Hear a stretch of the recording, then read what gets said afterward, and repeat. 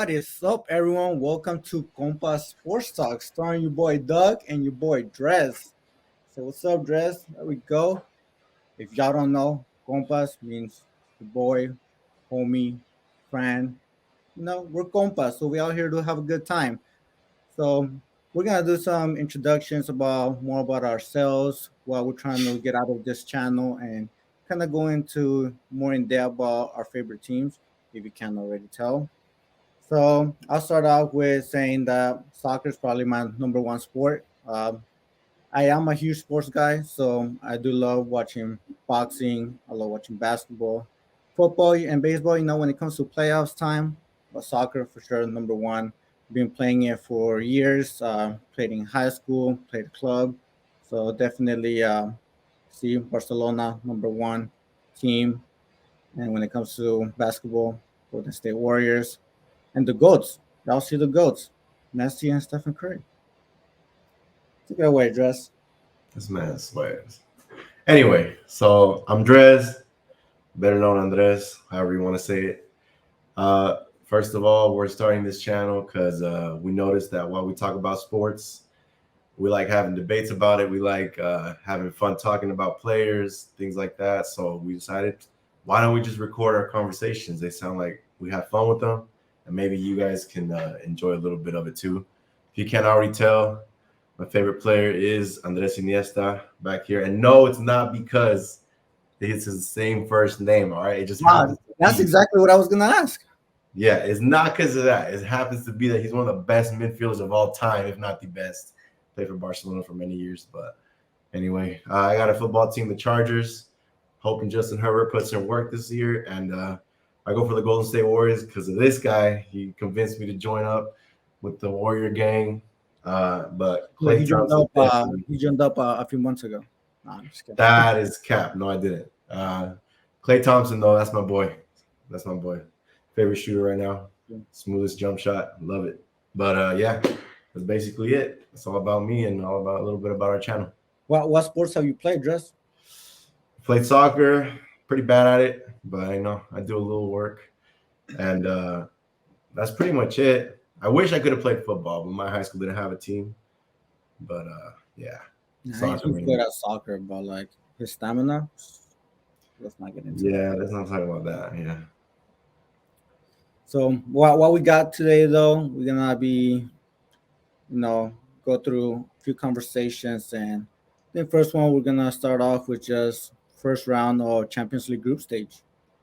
Well, what was kind of your main takeaway for the first round, though?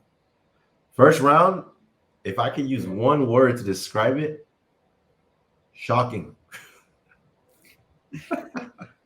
I'm pretty sure because of Liverpool, right? Yes, and some other teams in there that put in some work that I did not know would be doing this right off the rip. So respect to those teams. All right, well, we'll get more into that conversation, but we're going to go group by group, and we're going to talk about the two teams that we think are going to come out of each group. Yeah.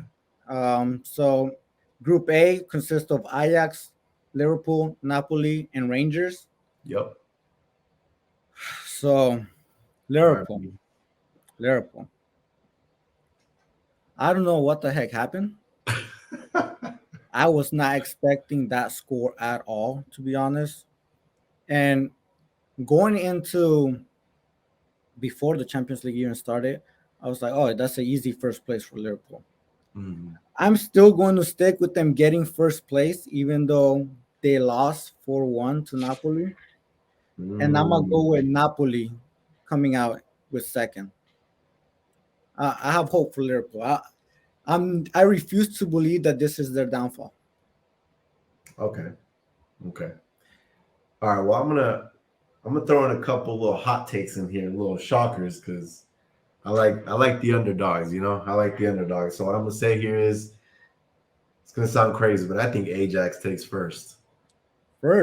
I think their attack, just judging by what I saw in the highlights, things like that, is really explosive, and the way they took Rangers like 4-0 by the storm, and I know Napoli was up 4-0 on Liverpool, but just Ajax looked solid up front. Now, I don't know how they'll look against Napoli and Liverpool, They definitely, took on Rangers and sent them home.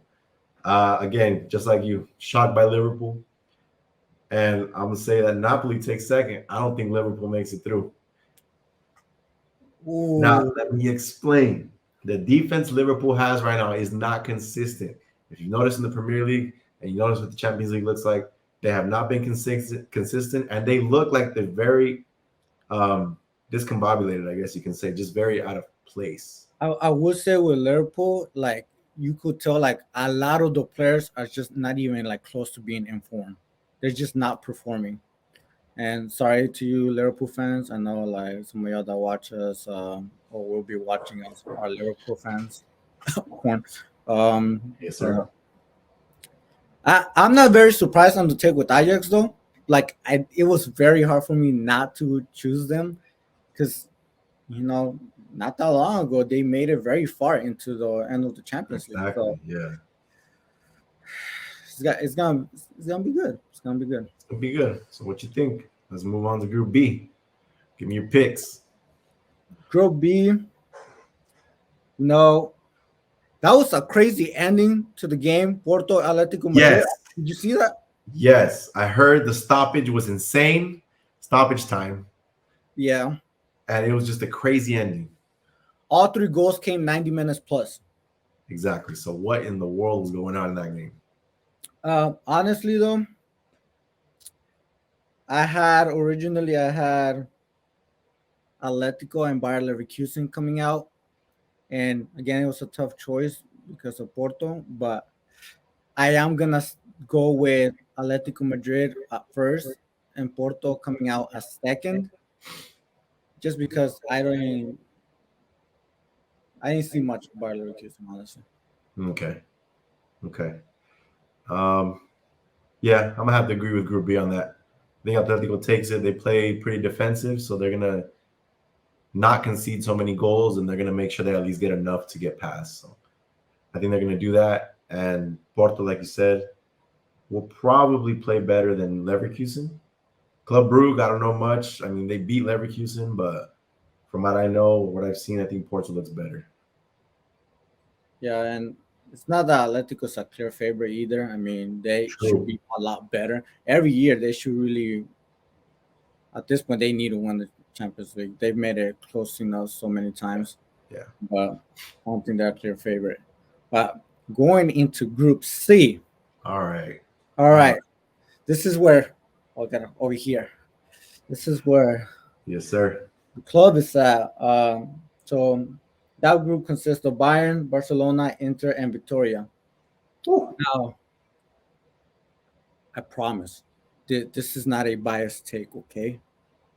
But Okay. who I got coming out as first place is FC Barcelona. Okay. And I just think their offense is stacked. Like, Oh there's yeah. good rotation. Xavi's doing a good job rotating them, and they're all performing pretty well. So I just think, and also the additions that they added through the transfer season in defense too, and with Kessie in midfield, I think they have a really, really good team. Definitely way better than last year. Oh, So, and the way they played, I know it was Victoria, but the chemistry, the way they were moving and playing, I'm pretty good about that pick coming in first. And with second, I am gonna have to go with Bayern over Inter. yeah. Not gonna lie, Victoria was not a consideration for three. No offense, but yeah, Bayern. I mean, you may not see it as like a direct correlation, but Liverpool was doing really great when they had Mane, and now Mane is at Bayern, and Bayern is still always a good, solid team that somehow they're always in the picture. So I'm gonna go with them as second. Again, I gotta agree with those picks. I think Barca this season has an attack that's really fluid and connects really well together since like the beginning of start of the La Liga season. I know they're not playing like the best teams yet, but just from like you said, just from what you've seen, they connect well. The mid's looking good. Their defense is looking better just because they added Kunde. I mean, he's been on fire. He creates from the And he's playing side. back, right? He's been playing outside back, so he's creating from everywhere. And I didn't know he was that quick. So he's really doing a lot for the team. And then Bayern, of course, I gotta go second. Inter just won't have it in them to beat Bayern or Barca. And Victoria, honestly, the only thing I thought about Victoria was that it was a beer. So I didn't know there was a team named that. And then, yeah, like you said, Bayern always got a good team. So they're always good in the competition. Well, going on to Group D, we got, I don't know how to say it, but Eintracht, Tottenham, Sporting, and Marseille. Yes, But I'm sir. gonna let you give your picks first. All right. It's a tough one, but I was just looking at highlights, the scores, how it ended. Honestly, at the start of it, I got Frankfurt. I think Eintracht Frankfurt first, just because they just won the Europa League, I believe, right? If I'm not mistaken. That's right. I think So they they're did. coming in from the Europa League with a lot of passion, I think, and they're ready to try to make a name in the Champions League. But I don't know. I think it's going to be Sporting and then Tottenham. I don't think Marseille will do much, but I think Tottenham will do just enough to squeeze in. I think it's close. I think it's close between Tottenham and Marseille, just because I don't know. Tottenham's iffy for me. I don't feel solid with that defense. Sometimes they look good, sometimes they look bad. They're Who very knows if Harry inconsistent. Kane's having a bad day, things like Yeah. that. And I just think Sporting, they look more solid as a team. They might not be a better team in like the eyes of the general public, but I think as a team competing, there might be more solid than Tottenham. Gonna be honest too. I haven't seen much of Sporting. Like I didn't even watch the highlights, honestly. Okay. For that game at least. But I had Tottenham us making that out in first place. And the reason, like, I agree with you, they are very inconsistent. You never know what they're really gonna offer you. Son is not performing at his best, even in the Premier League right now. Yeah, yeah, But I am confident that he's gonna overturn that. He's a fantastic player, and I think though, almost like every year though, Tottenham has a very solid team. But I think with the addition of Kulusevski and Richarlison, it's gonna definitely give Tottenham a more attacking force. Um, yeah, I mean, Richarlison scored the two goals in this round. So, yeah, yeah, yeah. and Okay, then that's number second though. How Marseille going as number two, and okay. I just think like from watching League One more, like French teams play really well. They play a really good brand of soccer slash football, European. Um, so and they have really good players too. So I think Marseille, if they can continue to just play collectively as a team and that brand of soccer they normally play, I think they'll come out at second. All right, all right. Group E: AC Milan, Chelsea, Salzburg, and Dynamo. Oh, Well, well, we it all know what happened to Chelsea. seems like you got some stuff to say. Tell me. All right, look. What's in your mind? I'm a Man U fan. Okay, secretly, I don't like saying it in public because they look bad sometimes. But Chelsea, they looked bad against Dinamo, and not because Chelsea's bad. It's because Dinamo came in like they wanted to win. Chelsea didn't come in like that. So Dinamo came in with like explosiveness. They came in ready to. I mean, if you saw the highlights or even if you watched the game, they were on them, high pressure all game. Like they didn't stop. They played like it was their last game. Chelsea, on the other hand, did not play like that, and they played a little bit lazy, and I think that's what caught them with the goal that Dinamo scored. So I don't know. Group B for me, AC Milan, Dinamo. I don't think Chelsea makes it out. I'm making some crazy picks here. You're going with underdogs for But sure. hey, that's how I feel. And the other thing I'm gonna say is AC Milan. I don't know if you've heard of a man, the myth, the legend, Rafael Leao, the winger that AC Milan has right now. Tonali, the midfield they have right now. I mean, And AC Milan has become relevant again, right? Because have become relevant. They got some boys on there, some men that can play. And I think Rafael Leao, he's gonna make the difference in a lot of these games. He's a baller. I do agree with the first place. I have AC Milan. For the same reason, they've been playing way better the last couple of years. They've been more relevant. They have a really good team. They have young players as well. Yeah. Um, but I do disagree with the second one. All So right. I'm obviously not going for the underdog. I think Chelsea will still qualify as second place. And it's gonna be really tough because now they just fired their head coach. So Yeah. who's gonna come in? I think they announced it earlier today, but I forgot his name. He's gonna come in. He was the former coach from Brighton. He's gonna be the coach, and I don't know. It's really hard for me to believe that Chelsea won't qualify with the team that they have because they have lots of talent, great players. But as you've seen, even in the Premier League, they've been struggling just with scoring goals.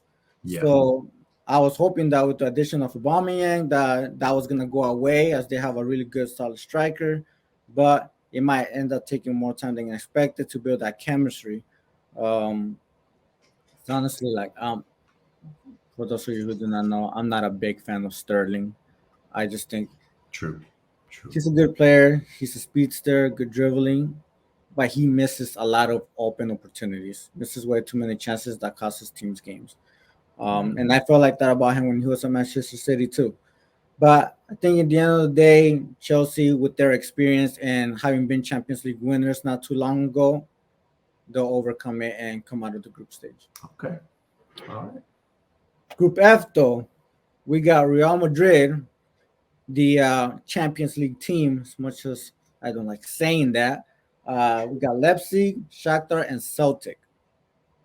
Now, I think for me, this is an easy thing to just say that Madrid's going to come out as first Okay. because, Okay. again, they have a great team, of course, great individual talent, great collective playmaking. Like one of the goals that they scored was just start from the back, pass from Courtois, center back out to the right, Valverde running down the right lane, cross, go from Vinicius. It was a great team play, and again, somehow even when you doubt Madrid, they find a way to win. Oh We yeah. saw their historic run when they just won the Champions League. Nobody thought they were gonna do it, and they did. And how many Champions League do they have? Way more than they should. But I'd Don't rather know have the exact Barca. number, I'd but it's a rather lot. have I'd rather have Barca have more Champions League, obviously. But I think Madrid first for sure, and then second. Ooh, I'm gonna go with Leipzig. Ooh. Um, I'm just thinking of the old Leipzig that was the underdog in previous years and just Yes. fought, was competitive, just grinded out games, and I'm hoping even if they don't have as good of a team, that they can continue playing that way though, and can make it out of the group stage. All right. Well, right off the bat, Madrid takes first. Like you said, solid. Got great players. My favorite youngsters on there, Vinicius and Rodrigo. They brought a whole new element to that team. Rodrigo be smacking on Ultimate Team, man. Hey, that too. He's a great player, and ultimately, if you need to pick him up, but they're just great players overall. I mean, the mid, you got people like Modric. I mean, they just picked up Chouameni, who is a monster defensive mid, by the way. Yeah. They have Valverde, great center mid, box to box player. I mean, they got these players that play different roles, and they all just are so in sync. I think that's the reason they won that Champions League. I would say though with the you know with losing Casemiro, I thought that was a big L for Madrid. Right now, it seems like they're not missing him, but Nope. once it gets to like the bigger games, Oh Clásicos, yeah. later down the quarterfinals, semis, like I feel like that's when they're gonna miss a player like Casemiro. But we shall see because they do have great young talent. I'll agree with that because Casemiro has the experience. He's been with that midfield for a while, and he knows how it feels to get into those big games and not crack under pressure. So he knows how it feels. And my second pick, I'll say Leipzig too. I know Shakhtar just dominated them apparently 4-1. But I think it's a fluke. I think Leipzig recovers, and I think they squeeze out the second place. Because, Yeah, like you I was said, shocked by that score too. I was expecting Leipzig to win that game. yeah, that was my pick too. I mean, you can see how they performed in the past, like you said. But I still think they'll take out second. Let's see. What do we got in Group G? Oh, okay. We got the big boy Haaland with Man City. We got Sevilla. We got Dortmund. And we got Copenhagen. Well, this might not be too obvious. I'm kidding. It's very obvious. Man City's taking first. Like, so solid. They're playing great. They just added a beast of a striker that just scores goals every game. And then we got Sevilla and Dortmund, who I'm kind of juggling between the two, but man, I'm gonna have to say Dortmund. I think Royce is a little older now, but he's like that veteran that's just gonna push the team forward. And Royce is like a player I really like to watch, and I've noticed how he plays and always like plays to win, and he just brings a good spirit to the team. I don't think Sevilla's got it in them, and I think Dortmund comes out second. Man City first, Sevilla second. But I can't believe that like none of us actually mentioned Lewandowski during our Barca take too though. Like just wanna say Lewandowski, fantastic striker. Yeah, we didn't mention Lewandowski, And not I Lewandowski. Lewandowski with Thomas Mueller. But you know what? I'm actually not gonna disagree with anything you said about this group. I think easy Man City first place, already a great team before Haaland got there, and now you have striker that great positioning and great finishing. So I think Yeah, that they're gonna dominate that group, and they have been dominating and playing very well. Um, I was also struggling a bit between Sevilla and Dortmund. But then I saw how Sevilla just like got dominated by Barca, even though they were doing pretty well at the beginning, and hmm, then they just got destroyed again in the Champions League. So I'm gonna end up going with Borussia Dortmund too.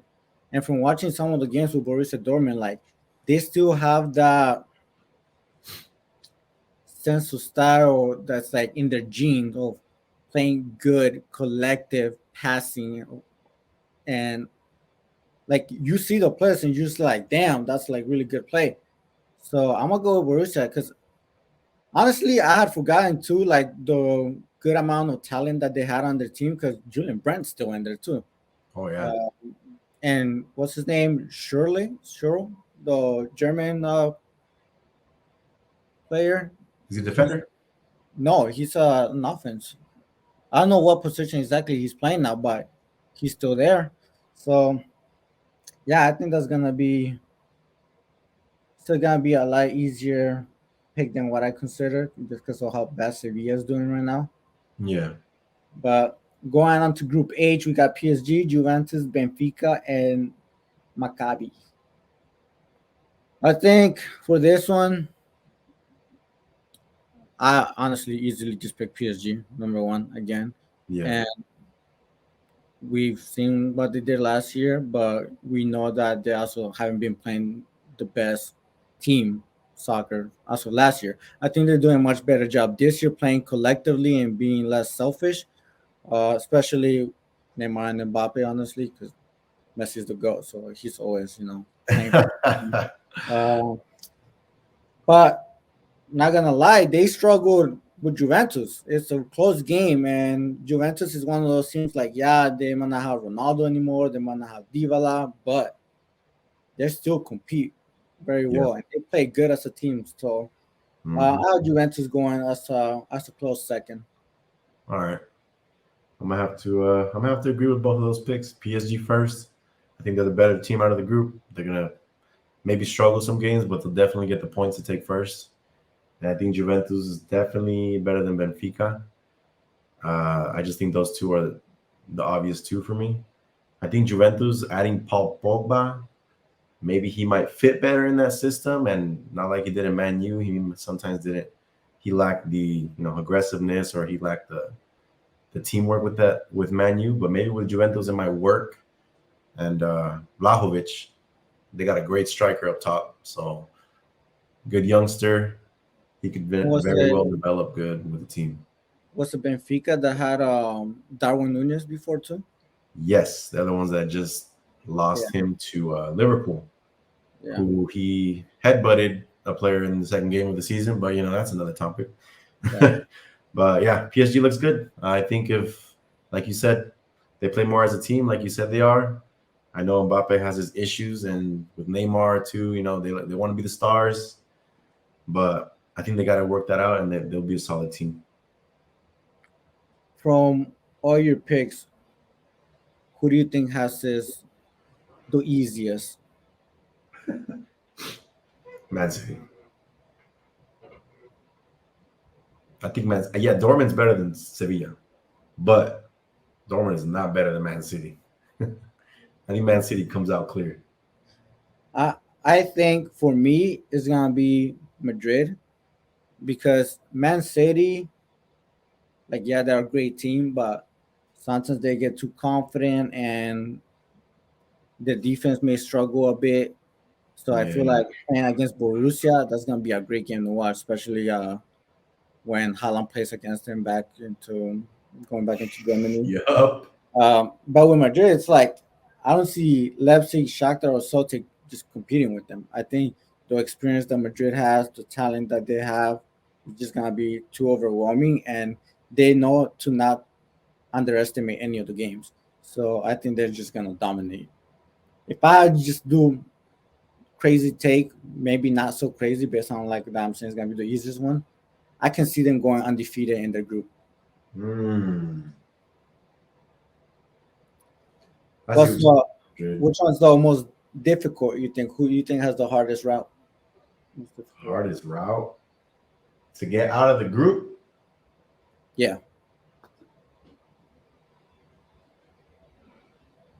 The team with the hardest route or the most difficult group overall? does your answer change? Because obviously Victoria's got some work to do. Oh, okay. See what I From mean? Like, is it a harder group in overall, like the matches? Then I would say, dang, that's a hard one. Who has a tough? I think Group A. like so, yeah, which one's the most competitive group to you? Just from what I saw from Liverpool, hopefully they come back and compete a little bit. I think Group A, between the top three, Ajax, Liverpool, Napoli. I think Napoli and Ajax might go back and forth. I think Liverpool might come back a bit, but like I said, I don't think they'll squeeze out the second place. But I definitely think it'll be the most competitive overall if Liverpool wakes up, obviously. But Although that's not the group I had, I would agree with you, especially after witnessing the obliteration of Liverpool. Mhm. That would definitely make it more difficult for them to come out, and especially if they continue to struggle.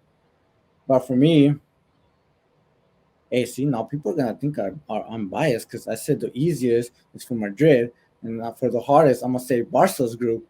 Um, but it's because like I can easily see Inter and Bayern beating Barca when they play each other. okay, I see what you mean. Yeah, So yeah, yeah. even though Barca's like really good and looking solid and they're playing well, it wouldn't be shocking to me if they lost against Inter or Bayern, Yeah. especially to Bayern because I think Bayern's a better team still compared to Inter. Okay. I You see. ready? You ready for another conversation? We're just gonna transition straight into it. No bull. Just All right, what you got?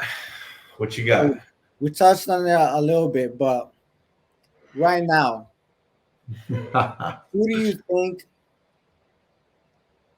is playing the best? Who would you take as your number one option between Haaland and Mbappe?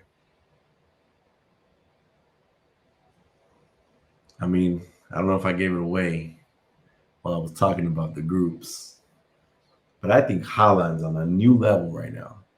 He has a great team around him.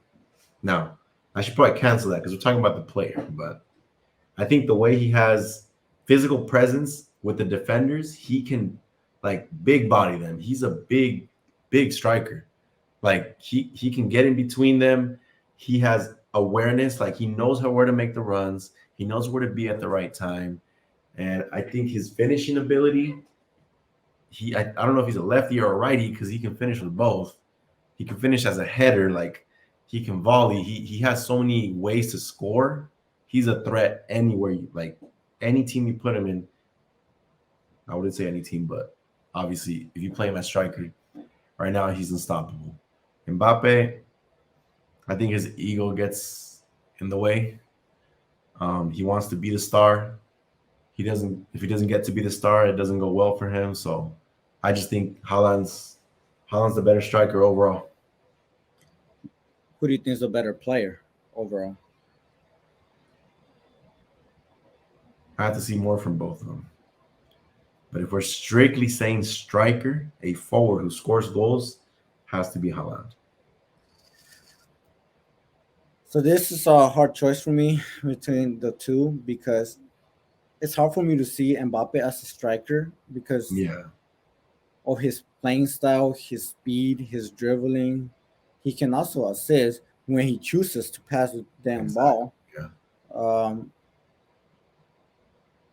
and then Haaland, though, it's like I'm gonna be pretty critical about both because Haaland, he's playing in a team where they're doing all the work for him. Like I'll give him credit. He's at the right place at the right time, and he's finishing the plays, which that's what Man City brought him for. It's like Man City that's the creating with all the talents they have with Gundogan, Bernardo Silva, they got De Bruyne. They have the talent to just create, assist all the time, and all Haaland has to worry about creating space, scoring, finishing those plays. So I don't want to take too much away from him because he still deserves credit for that. But when I hear conversations like, "Oh, Haaland is the best striker in the world," or "He's the best player in the world right now," like I don't want to accept that as it's yeah, not because yes, he's just finishing plays, he's scoring goals, but that's not all there is to being a top player. And like if we take last year and the last 2 years of Borussia Dortmund, he kind of had died down a bit. There was less conversation about him, and that's also because he's playing in Bundesliga and Borussia Dortmund wasn't like a top team in Europe. Now mm, you went to being like, if not the best, top two team in the Premier League, and a team that plays really well, has a great coach. So I'll say as a striker, because of the positioning and being able to finish, I'll go with Haaland too, because Mbappe can improve on his finishing, honestly. Um, as a player overall, because the speed, the dribbling, passing when he chooses to pass, yeah. and scoring, I'll go with Mbappe.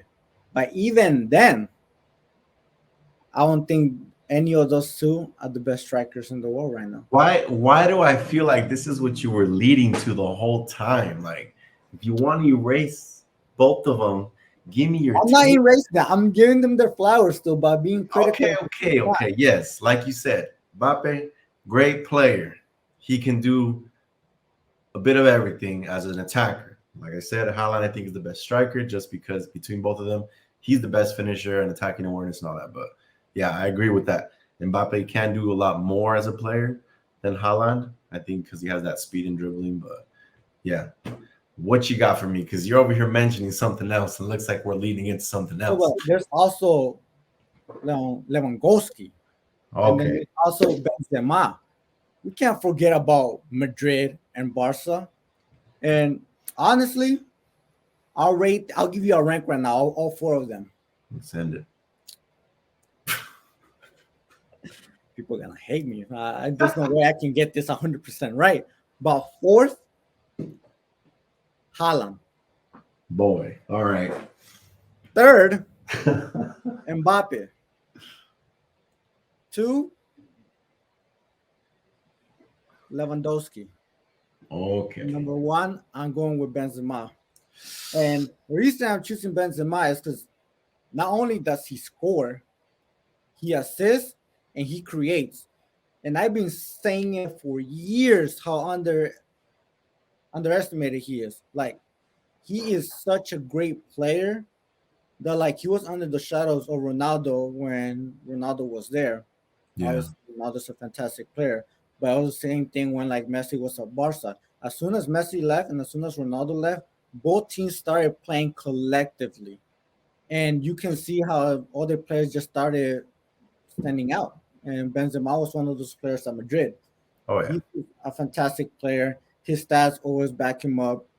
He rarely has a bad game. Um, Sadly, he just got injured. I think he's gonna be out for about 2 weeks. I think. But to me, I mean, I will say the most valuable player for Madrid every year for years has been Benzema. Dang. So that's what we're moving in. Yes, coming from a Barca fan, I'm showing y'all that Barca fans can be logical and can like I older Madrid players. I've had so agree. many I agree. players from Madrid that I've liked, like Di Yeah. Maria, Ozil, James Rodriguez, all Also was lefties. a Damn, all lefties. menace. Yeah. Benzema definitely. He carried that Madrid team. He took them to the big games. He was clutch in the big games. Like you said, he creates every time. And like he's not just a scorer. He knows how to assist. He knows his position on the field. I don't know. He's just overall, I'd probably put him at number one too.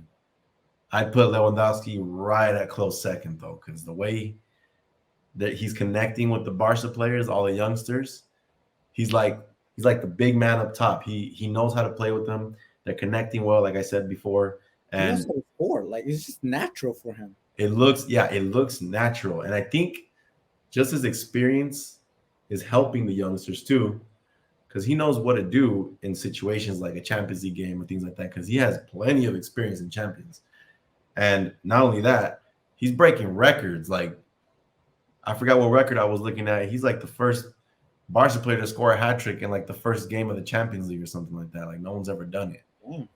And he broke another record. I forgot what it was, but it was like 3 records in a day.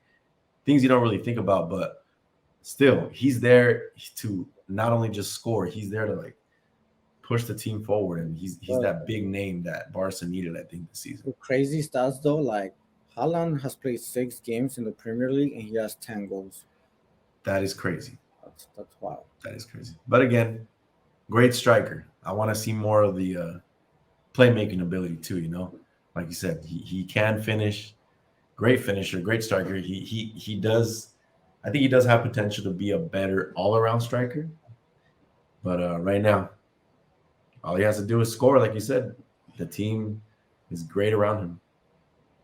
Bro, it's kind of funny. I'm glad that like we're able to have this conversation like and record it and anybody else to like see it because I was actually kind of going back and forth with some random person on YouTube through comments and we're like debating like about Haaland and literally like all I said was you know what let just so y'all know like I'm not capping. They're like let me Bring pull it up the out. Bring the receipts. Let me receipts. pull We're out the here. receipts. Go.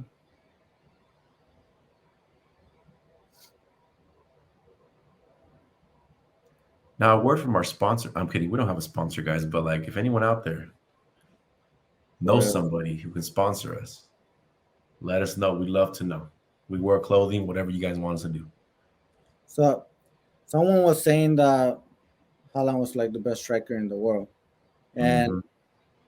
all I simply said was that some goals that he has scored have been easy goals. And I'm like, I'm not trying to discredit like anything, but like some goals have been easy, like tap ins. We've talked about it within our group of friends. Like some have been Yeah. tap ins. And he was just like, no goal in the Premier League is easy to score. And I'm just like, I mean, no, I don't think so. Like, I can tell you, like, as a player, yeah, like I played soccer and like there's goals that I've scored that I'm just like, this is the easiest goal I'll ever score. And I can guarantee athletes will probably say the same thing. There's just some goals that are super easy, require no effort. You just gotta be at the right place at the right time. And then he was just like, well, um, casual watcher. Um, yeah, you've never played in the Premier League. So I'm just like, But see, that's not even like what you're misinterpreting what I'm even talking about. Like, obviously, I never said I played in the Premier League for once. If I did, man, you'd be watching me on a different camera right now. Yep. But my argument was what I said earlier. Like, he plays in a big team like Man City. The team plays very well collectively. They create beautiful plays. That at the end of the plays, all Haaland has to do is be where he needs to be and score the goals. So that's the main reason he's there as a striker. So I asked the question, don't you think that an individual player can look better because he plays on a team that is collectively very good? And then he said some other stuff, and then he was just like, no, you don't know what you're talking about. And I'm just like, all right, at this point I'm done. I'm not don't waste my time anymore. But it's like it could be vice versa too. Like you could be on a really bad team, but if you're doing really well, you could also look better because your team is so bad. But That's then you're in true. a really good team, but let's say you're really bad, you look very terrible. Like imagine like he misses like 50% of those tap-ins. Yeah. Whole different story. Yep. But I think we're about 42 minutes already, man, or 40 minutes or so. So you got anything to Nice. add, or you think we're ready to close out? Yeah, man. It was a great convo. We'll see how our picks change next week after the second round of group games, but Honestly. I think we Uh, had a good combo on that. We had good reasoning. I mean, we went back and forth with a couple picks, but I think we have some good picks. Hopefully, we'll see nothing changes next week. yeah, I'm not too confident about many of them, but hopefully, it works out because then now we're on here. So we either look good, we look okay, or we look really bad. Yep, that's all we can do. So if you're here watching us, thank you. We appreciate your time. Uh, thanks for joining the conversation, and hope we see you guys next time. And hopefully, next time is very soon. So we're signing off for now. Have a good one, and peace out. Till next time. Peace.